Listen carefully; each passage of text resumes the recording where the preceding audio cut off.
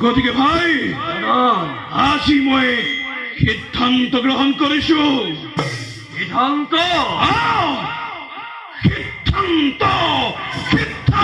গ্ৰহণ কৰিছো সিদ্ধান্ত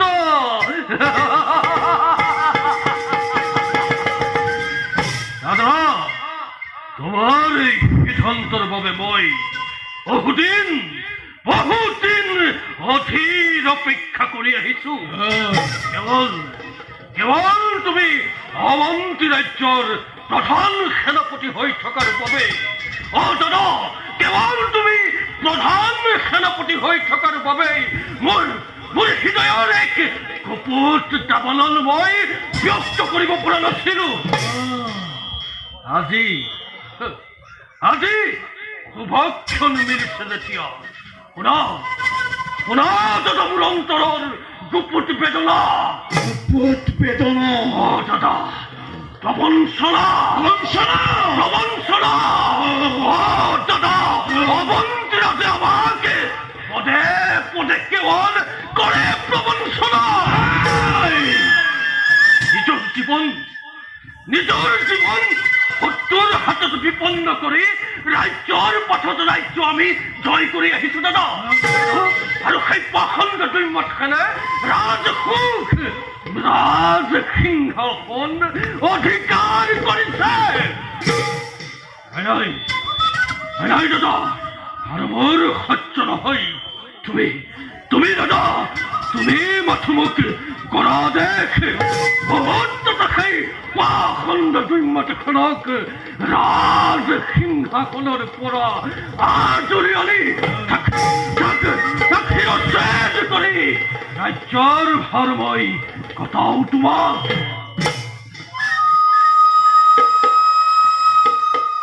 শান্ত হোৱা, উত্তেজিত নহবা। উত্তেজনাৰ বশৱৰ্তী হৈ কোনো কাৰ্য কৰিলে সম্পাদন, সেই কাৰ্য ফলৱৰ্তী নহয় কদাপি। গতিকে ভাই, এই ক্ষেত্ৰত আমি ধীৰে সুস্থিৰে আগবাঢ়িব লাগিব। শুনা মোৰ সিদ্ধান্তৰ কথা।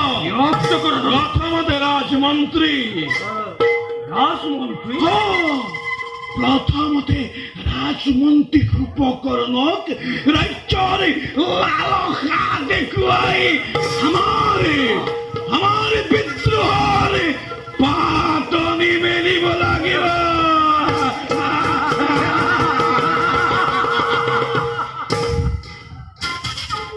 মন্ত্ৰীৰ সহায়ত পত্নী পুত্ৰ সমন্বিত ৰজাক শিৰবন্দী কৰিব লাগিব। অৱন্তীৰ ৰাজংগৰে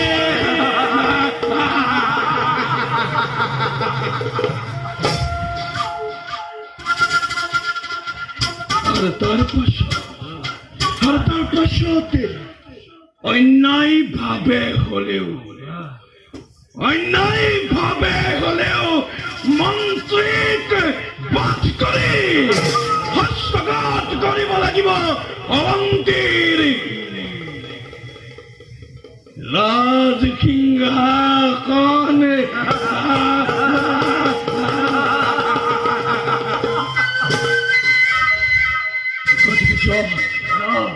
বিলম্ব নকৰি মাতিৰ মন্ত্ৰীদেৱকে গুপ্তস্থানে ভাল দাদা।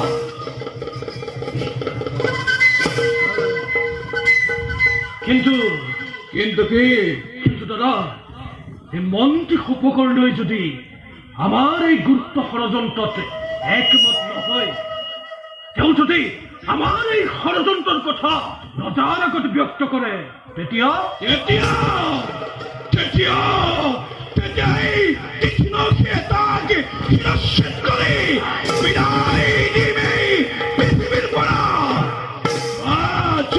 ভাই, অনর্থক চিন্তার প্রয়োজন নাই। মাকে মন্ত্রী দেবকে গুপ্তস্থানে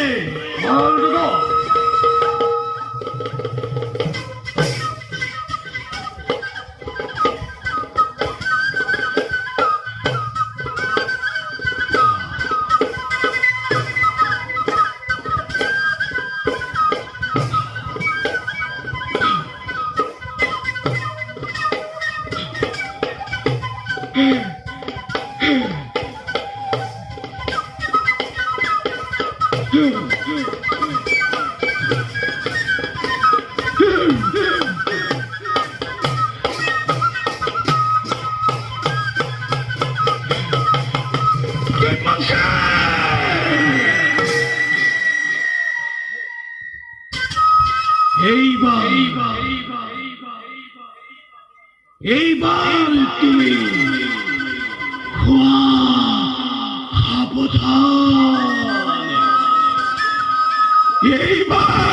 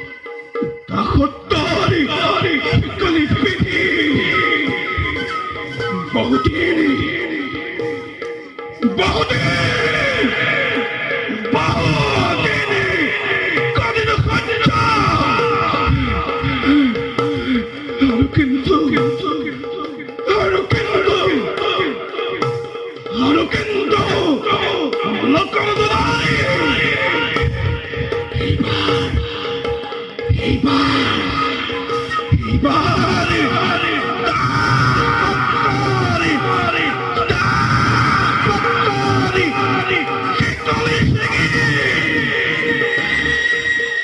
নিত্যিত কি নাই নিত্যিত কি নাই গরজে গরজে উঠিছে তোর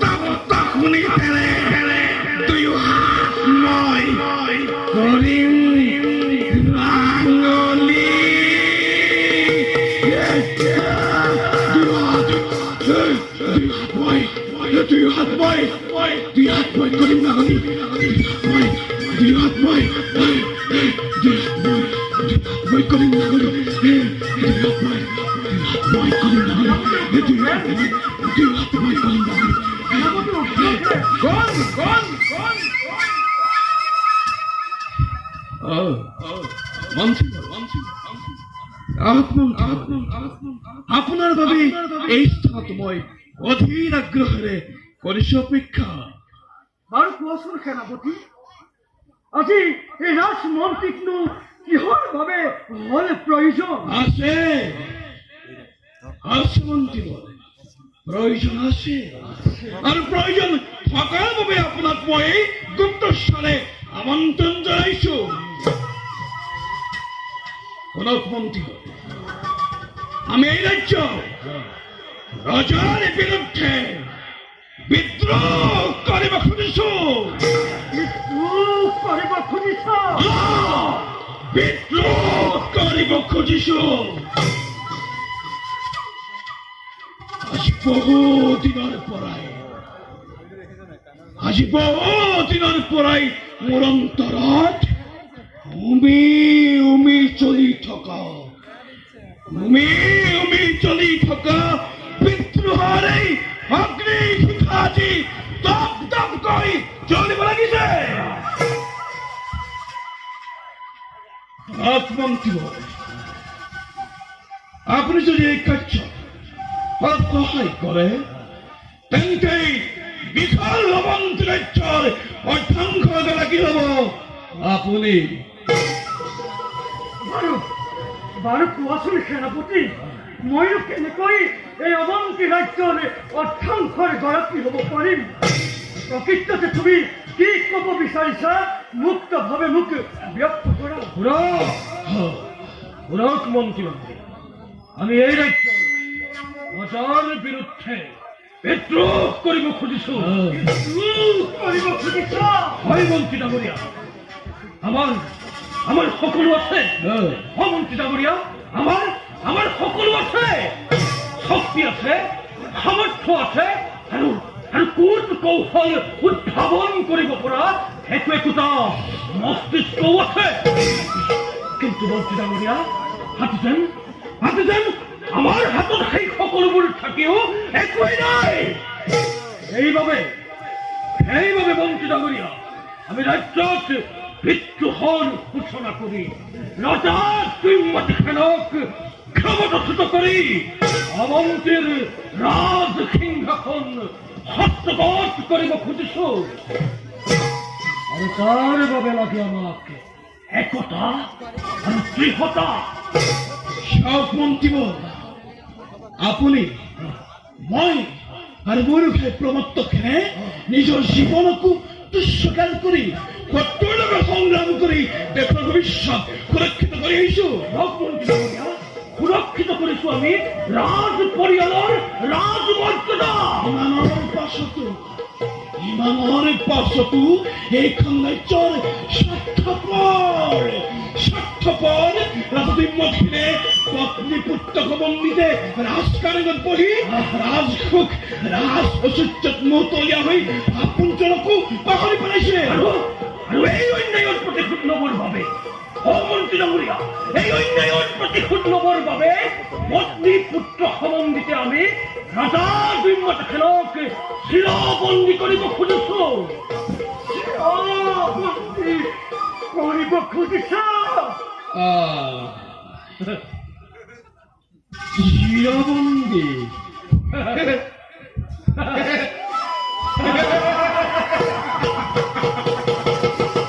চিৰবন্দি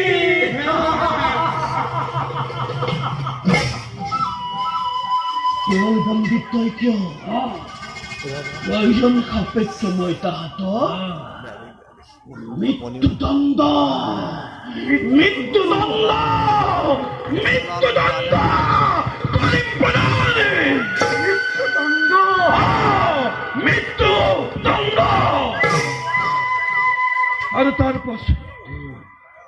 পাছতে বিশাল অৱন্তী ৰাজ্যৰ অৰ্ধাংশৰ গৰাকী হ'ব আপুনি আৰু বাকী অংশ হ'ব এই উগ্ৰসেনৰ আৰু মোৰ ভাই প্ৰমত্তকেন মোৰ ভাই প্ৰমত্তকেন হ'ব দুয়োখন ৰাজ্যৰ প্ৰধান সেনাপতি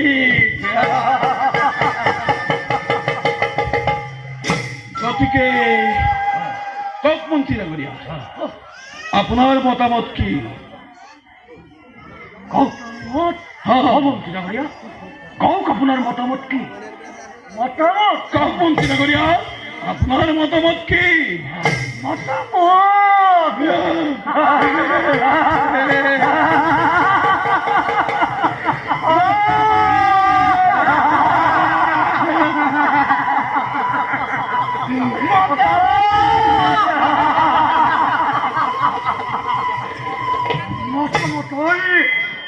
আৱশ্যক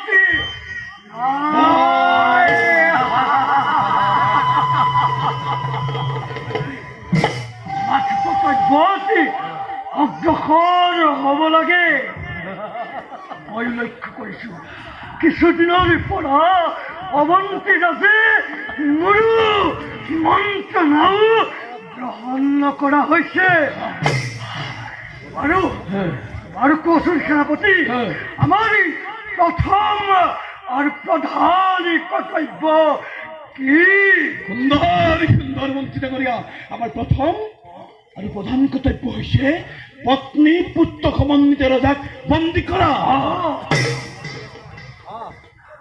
ৰজাক বন্দী কৰাটো কেনেকৈ সম্ভৱ হ'ব মন্ত্ৰী ডাঙৰীয়া অসম্ভৱকো সম্ভৱ কৰিব লাগিব মন্ত্ৰী ডাঙৰীয়া মনত মন্ত্ৰী মই আজি নিশাই তিম্মতখেনৰ শয়ন কক্ষত প্ৰৱেশ কৰি নিশ্চিত অৱস্থাত তিম্মতখেনক বন্দী কৰিম ভাই প্ৰমত্ত তুমি দাৰিক্ষী হৈ সতৰ্ক দৃষ্টি ৰাখিব সমাজতে কোনেও এই কথাৰ সংবেদ নাপায় আৰু যদি কোনোবাই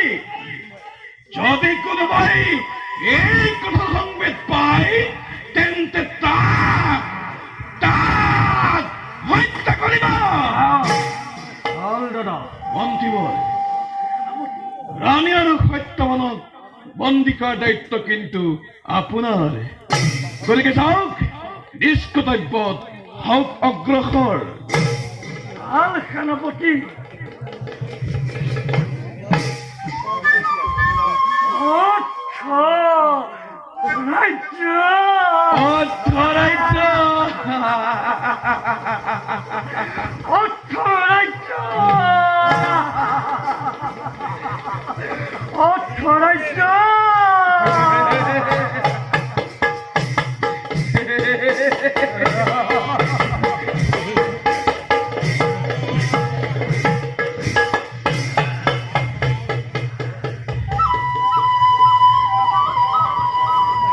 হাই প্ৰমত্ত ৰজা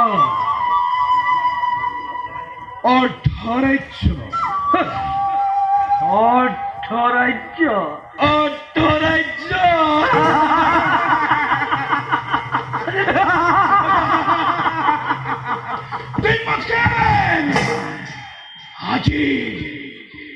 আজি নিশ্চিত অৱস্থাত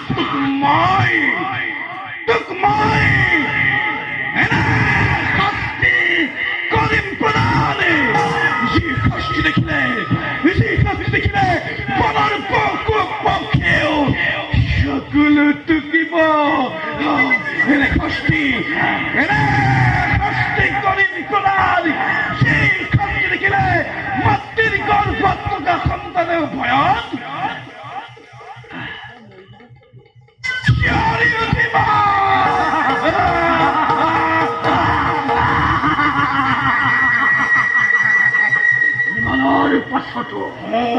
ইমানৰ পাছতো কিন্তু এই প্ৰবৰ্তকহেন শান্ত নাথাকে দাদা।